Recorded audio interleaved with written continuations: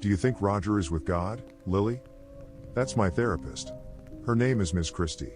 She's about my mom's age, but uses less makeup, probably because she doesn't have any kids of her own. Miss Christie wears a little chain around her neck with a cross on it. She also wears a jacket with too many buttons and not enough holes. I wonder what all those extra buttons are for. She always wears the same jacket. Does she only have the one, or does she have lots of jackets that all look the same? I'm never going to know the answer to these urgent mysteries. Ever since Roger died, I have to sit in this room twice a week with shelves full of books about child psychology and drawings by other kids on the walls and talk to Miss Christie. I guess Mom and Dad thought I wasn't handling Roger's death appropriately. Well, Mom didn't anyway.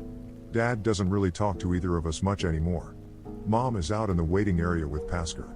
I'm not allowed to bring Pasker in with me when I talk to Miss Christie. Other kids get to bring things in. There's this girl with black hair who always shows up with a teddy bear that chuckles when she squeezes it. One kid even brings a toy fire engine with flashing lights. Flashing lights can cause seizures. I don't think Miss Christie likes Pasker. Sure, I shrug, Roger's in heaven. Roger isn't in heaven. He's not in hell either. Roger's not in some underground cave filled with red demons carrying pitchforks that stab him as flames shoot out of rocks. He's not sitting on a cloud with a harp either. I think he'd be pretty annoyed if someone handed him a harp. He'd probably throw it at them and call them an assface. Roger's on the other side of town in a place called Holyoke Cemetery where Mom and Dad paid for a plot in the back by a willow tree and a creepy, stone crypt with an angel on top that looks nothing like a real angel. They got a little polished stone marker to put on his grave that just says, Roger T. Madwhip in all caps and beloved son in cursive underneath. And that's where Roger is.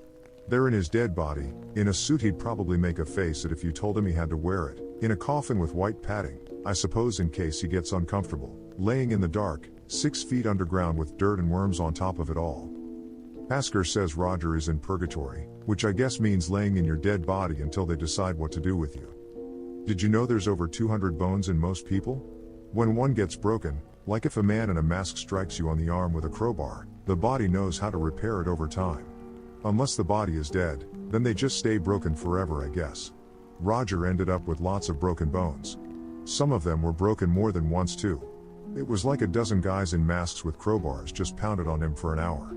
Now he's stuck in his coffin with that suit he hates and a whole bunch of broken bones that are never going to heal. I wonder, when they decide where he's going, if he's going to pop out all floppy like a jellyfish. The idea of Roger like a squishy sack makes me laugh. Miss Christie jots this down. I go stand by the window overlooking the parking lot. It's cold and wet outside today. There's a slick spot on the sidewalk into the building where Miss Christie works that I can see from her office. A lady and her son are walking in from their car. The boy is probably a couple years younger than me, and wearing a pair of brown, corduroy pants. He's going to slip on the slick spot, get those pants wet, and end up crying, but there's nothing I can do about it, so I look away. I hear the commotion from outside a moment later. It didn't rain when we buried Roger. I thought it was always supposed to rain when there's a funeral. I even dreamed that it rained, but the rain was lots of little bits of glass, and it was cutting everybody. Roger's friends Skeeter and Dustin were there in their suits and their hair combed, and they were crying because the glass was cutting them. Everybody was covered in blood. Mom said if it rained every time there was a funeral, it would never stop raining. That sounds like there are a lot of funerals going on. Do you miss him? Miss Christie asks. Yeah. Roger hid my foil Charizard before he died and now I don't know where it is. Uncle George gave it to me for my birthday when I turned 5 because he was getting rid of my cousin Susie's old collection, and he said if I hung onto it I could probably use it to pay for college someday. Susie was a year younger than Roger. She died in a boating accident one summer during a family reunion. When people hear boating accident they think you were in a boat and there was an accident, like maybe you hit another boat or ended up out of the water, but Susie was in the water and the boat ran her over, so I think it was more of a swimming accident that happened to involve a boat.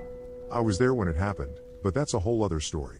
Ever since, I don't like going in the water. Not as long as there's still boats. And sharks. And piranhas. Do you ever feel like crying? Miss Christie asks. She dyes her hair. She doesn't think anyone knows, but I know. I suppose if I really wanted to blow her mind, I could ask Pasker where she gets it done and what the person's name is who does it for her. Maybe then people will stop treating me like I'm making things up. Or maybe they'll want to cut open my brain. Roger said they would do that if they thought I really did see things before they happen, but Roger's dead now. I don't want them cutting open my brain, so I don't tell Miss Christie I know her hair color is fake. I already cried. I say instead. I did cry, but only because people expected it of me, especially at a funeral. I just want to get back to school and see my friends. I don't have any friends at school. I used to have a friend named Rachel, but I warned her that her dog Ruffy was going to have seizures and die, and she stopped being my friend. Other kids think I'm weird. Jeffrey Baker calls me Mad Lily. That's okay because Pasker says puberty isn't going to be kind to Jeffrey. If I really wanted to be mean, I could tell everybody that he still wets the bed sometimes, but Pasker tells me not to be mean. Being mean lands you in purgatory.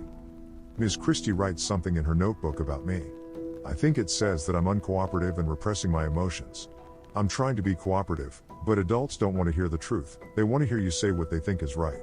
If you say anything else, they think it's wrong, and then you have to start all over again.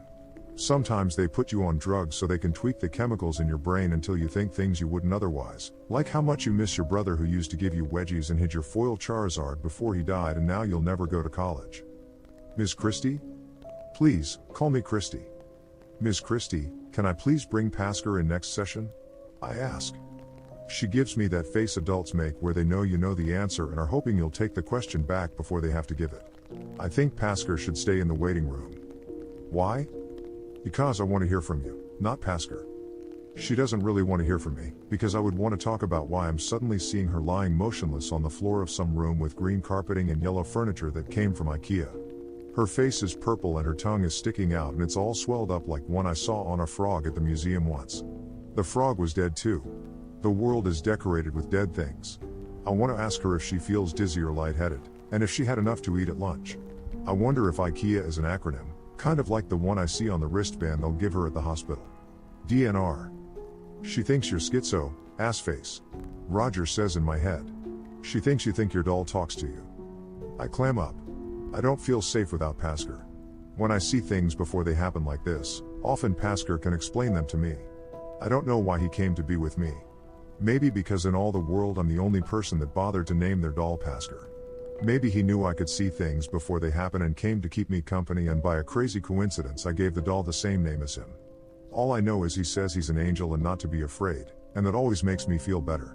The time for my session finally runs out, and Ms. Christie escorts me to the waiting room where Mom and Pasker are sitting with other parents and their kids. My mom is talking to the mother of the boy who fell on the slick spot outside. He's sitting beside her with teary eyes and a long snot coming out of his nose. Gross. Ms. Christie takes Mom aside and they have a conversation in whispers, so I take Pasker aside and also have a conversation in whispers. Two can play at that game. I know Ms. Christie is telling my mother about emotional repression, and my mother is asking Ms. Christie about pharmaceutical solutions. My mother likes pharmaceutical solutions. I ask Pasker what DNR stands for. Then I have to ask him what resuscitate means. Sounds like I'm not going to be seeing Ms. Christie anymore. I want to warn her, but I don't know what to warn her about. Is it a bad fall? Does she have a heart attack? She looks healthy enough. I wish I got a fuller picture when I see things before they happen. But then, does it even matter? Nobody ever listens to me. Mom wants me to stop making things up to explain the bad stuff that seems to always happen around me. Dad already thinks I'm cursed and causing these things to happen. They sleep in separate beds now, and Dad spends a lot of time out in the garage drinking and banging on Roger's drum set. I wonder if Ms. Christie will go to purgatory like Roger.